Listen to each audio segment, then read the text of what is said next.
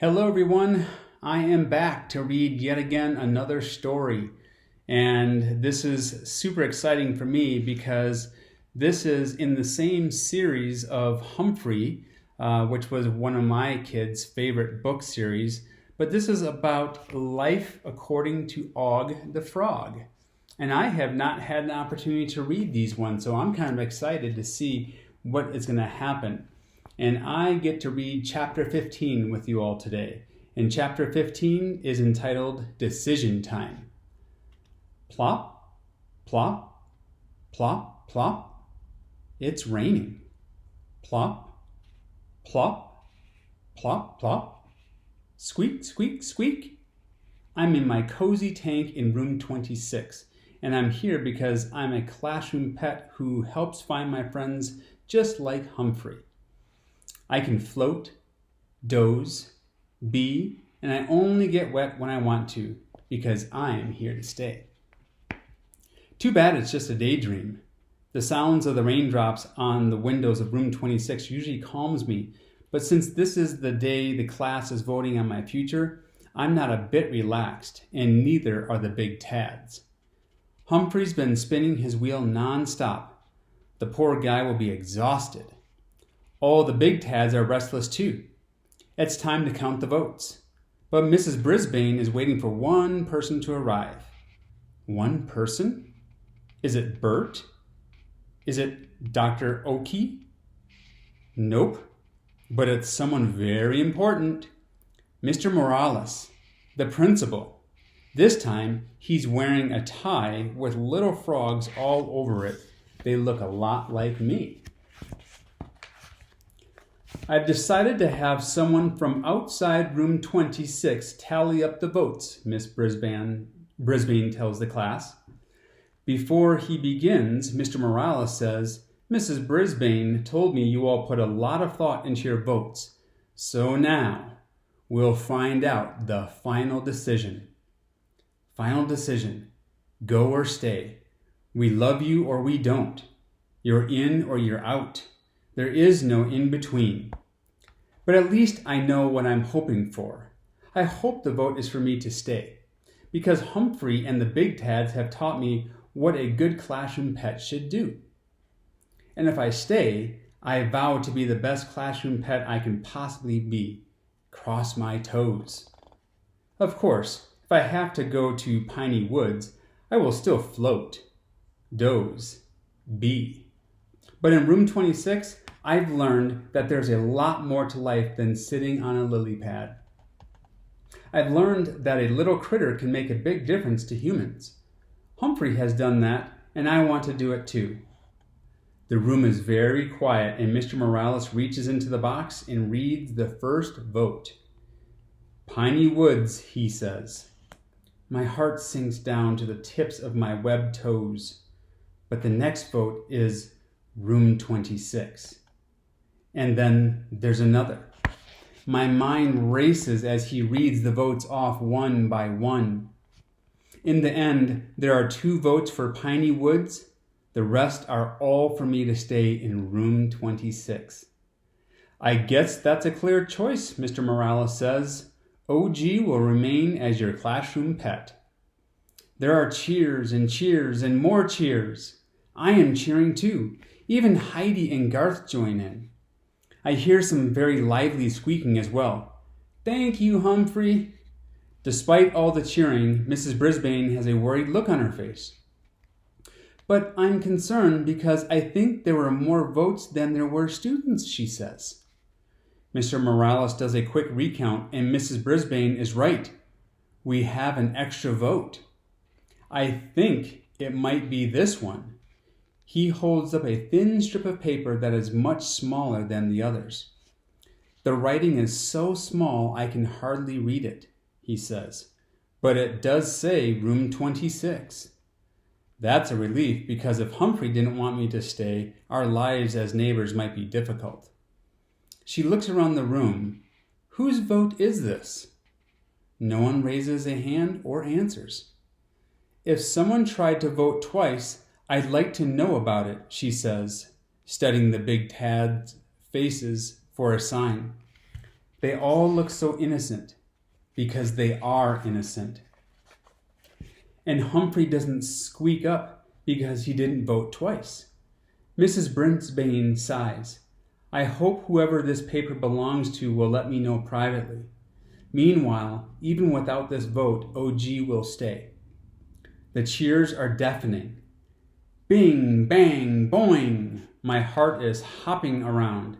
This is what I wanted all along. I just didn't know it. Even with all the noise, I can hear a small, shrill voice. Squeak, squeak, squeak, squeak, squeak. Thank you, Humphrey, I tell him. Your vote counts for me, or with me. I think that we'll be going back to the normal routine in room 26, but I am wrong. A few days after the vote, Mrs. Brisbane makes an announcement. Dr. Oakey has invited us to participate in this spring's wildlife fair at Piney Woods, but we have a lot of work to do to get ready. But you said it's not until spring, Garth says. Yes, Miss Brisbane replies, and the first day of spring is just a little over a month away. And what a month it is! In addition to their usual lessons, my friends make big posters for our display at the fair. Garth spends a lot of time recording me, and I'm happy to sing all of my favorite songs. But when he mixes them up on the tape, they don't sound quite as good as they do in the swamp. Heidi and Gail make up a dance called the Frog Hop and teach it to all the big tads. It's fun to watch Tabitha hop alongside Saya and Seth. Tabitha's giggling even louder than Gail. That will attract people to our display, Heidi explains. I hope it doesn't drive them away, Richie mutters. Mrs. Brisbane likes the dance. But I think we also need to tell people why frogs are threatened and what they can do to help. So my friends get busy making posters and they show them to me. AJ makes a drawing of a beautiful pond with people picking up the trash around it. It says, keep our rivers and streams clean across the top. Garth draws some bottles with scary labels and puts X's through them. He writes, keep chemicals out of our water. Mandy's poster has a big factory pumping out black smoke with don't pollute in huge letters. And Saya's looks just like Mackenzie's marsh with drawings of all the animals who live there. It says, protect our marshes. Thank you, friends, I tell them. Hearing about all those problems makes me glad I live in a nice clean tank in room 26.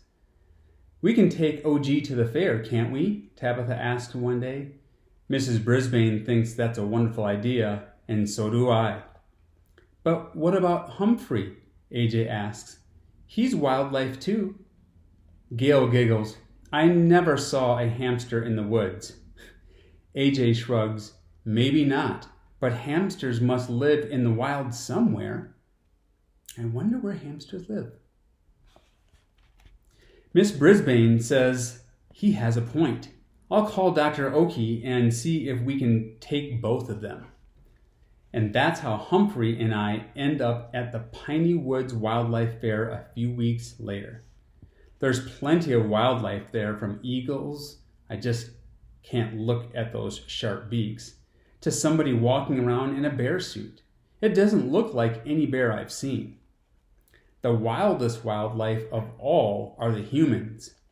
The frog hop does attract a lot of people to the display table, where folks of all ages show up to admire Humphrey and me.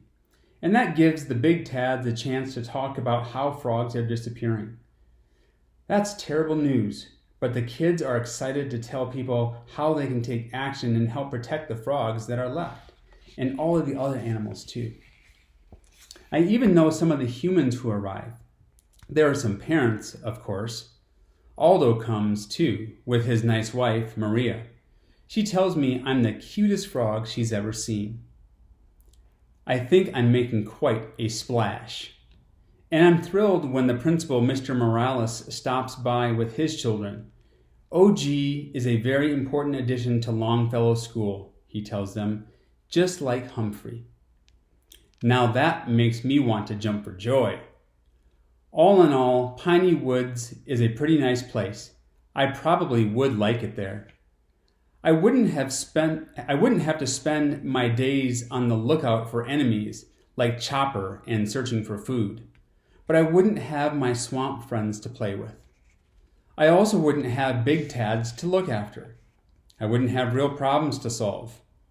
I wouldn't have a job, and I wouldn't have a friend named Humphrey. I'm so glad it's settled. I'm the second classroom pet of room 26. The first classroom pet is a tough act to follow, but I'll give it a try. I still think of my friends in the swamp, of course, but it's just like that song Mrs. Brisbane sang.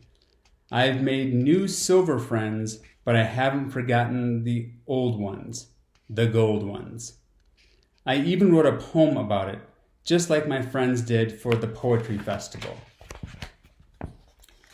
To my friends in the swamp far away, I wish you could hear what I say. From our first days as Tads, on those green lily pads, you are very special to me. We had good days and bad days to weather, and we always did it together. You were friends good and true, and I'm telling you, you are very special to me. We had a ball, but time changes all, and I didn't know that I'd have to go. We're apart, but I still think of you. There are new things that I've got to do, but the memories stay, and to this very day, you are very special to me. You'll always be special to me. It's a good poem, I think, and now it's time to float, doze, and be. Thank you so much for allowing me to take some time to read Life According to Og the Frog. Very fun, and I hope you all enjoyed it just as much as I did. You all have a fantastic rest of your day.